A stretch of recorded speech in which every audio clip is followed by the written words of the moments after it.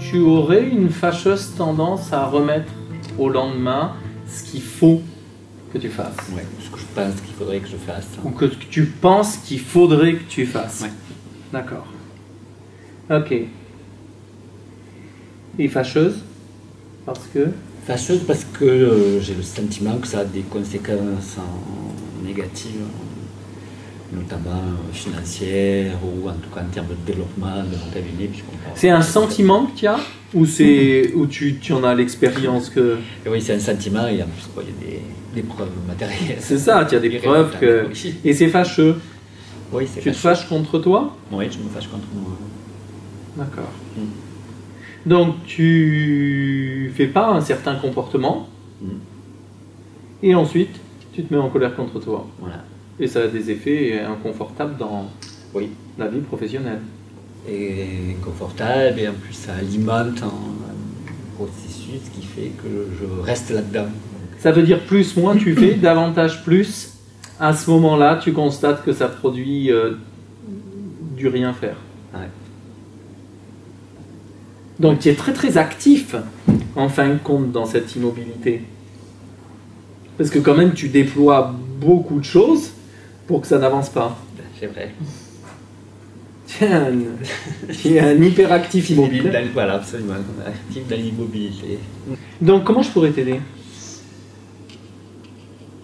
En quoi faisant? Ben, je sais pas, me semblait que peut-être Oula. Ouais. Je sais pas, il me semblerait peut-être. Qu'on pouvait m'aider à retrouver des sensations de motivation. Ouais, ça on le sent vraiment, ça arrive. On pourrait m'aider à retrouver des sentiments de sensation, de motivation. Ou, je sais pas, des conseils peut-être. C'est moi, je pourrais te dire, tiens, tu peux faire ça, tu veux faire ça, ça, tu penses que ça marcherait? Peut-être. Peut-être, il n'y a rien de sûr. Non. Donc est-ce que, puisque ça tu sais le faire, et tu le fais bien, savoir procrastiner, prendre du plaisir, être épicurien, tu sais aussi le faire, est-ce qu'il serait possible de t'offrir la possibilité de faire à certains moments différemment? Et quand par exemple il y a des choses que tu dois faire, parce qu'il faut les faire ces choses-là, eh ben tu les fais. Ça pourrait être utile? Oui, ça pourrait être utile. Ok. Et ça, comment je pourrais t'aider? C'est ça. Je sais pas. Je sais pas. Je vois pas. Ok. En quoi c'est un problème pour toi de procrastiner?